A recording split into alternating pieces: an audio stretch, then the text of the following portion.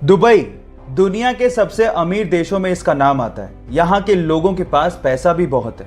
मैं मानता हूँ कि आप पैसों से बहुत कुछ खरीद सकते हैं, लेकिन अच्छी सेहत शायद नहीं। जहाँ एक और दुबई का नाम सबसे अमीर देशों में आता है, वहीं इसी देश का नाम सबसे मोटे लोगों की देशों की सूची में भी ऊपर है। और इसी प्रॉब्लम को दूर करने के लिए वहाँ की गवर्नमेंट ने अपने मोटे सिटीजन्स के लिए एक स्कीम निकाली है। इस स्कीम के मुताबिक अगर कोई मोटा सिटीजन अपना 1 किलोग्राम वजन कम करता है तो गवर्नमेंट की तरफ से उसे 2 ग्राम सोना दिया जाता है। इससे अच्छा मोटिवेशन और क्या हो सकता है। आपको ये इंटरेस्टिंग फैक्ट जान के कैसा लगा, चैट सेक्शन में लिखना मत भूलिएगा। गाइस, इस वीडियो में आपको एक बंदा गरम गरम लावे में अपना हाथ डालता हुआ दिख रहा होगा।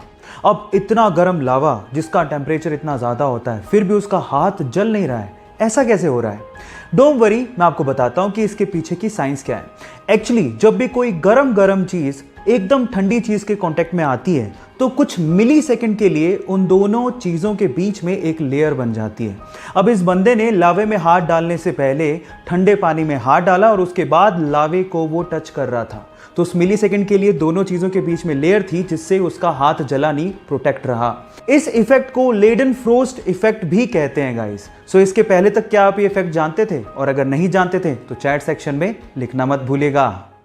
गाइस, क्या आपको पता है कि बाजार से खरीदी गई पानी की बोतल पे जो एक्सपायरी डेट लिखी हुई होती है वो एक्चुअली पानी के लिए नहीं होती।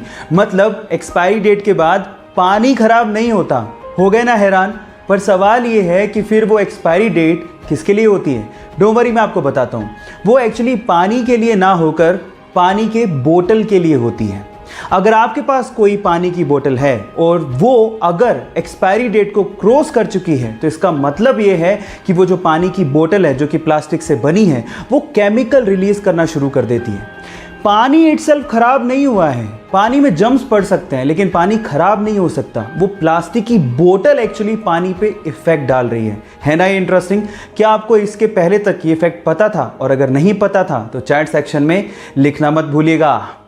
गाइस, अगर आप रेड कलर कोक के केन को पानी में डालेंगे तो आप देखेंगे कि वो डूब जाएगा, लेकिन अगर आप डाइट कोक के केन को पानी में डालेंगे तो वो फ्लोट करने लगेगा। सवाल ये कि ऐसा क्यों होता है?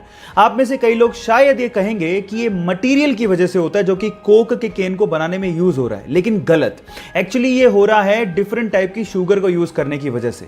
आपको मैं आपकी जानकारी के लिए बता दूं कि रेगुलर कोक में रेगुलर शुगर यूज की जाती है, जबकि डाइट कोक में एक आर्टिफिशियल स्वीटनर एस्पर्टेम को यूज किया जाता है जो कि शुगर से काफी गुना ज्यादा मीठा होता है, जिसकी वजह से उसकी बहुत ही कम क्वांटिटी से काम चल जाता है। और इसी एस्पर्टेम की वजह से, क्योंकि उसकी क्वांटिटी बहुत कम यूज हुई है, डाइट कोक पानी के मुकाबले बहुत ही कम डेंस होता है और फ्लोट करने लगता है। क्या इसके पहले तक इफेक्ट आप जानते थे? और अगर नहीं जानते थे तो चैट सेक्शन में लिखना मत भूलिएगा।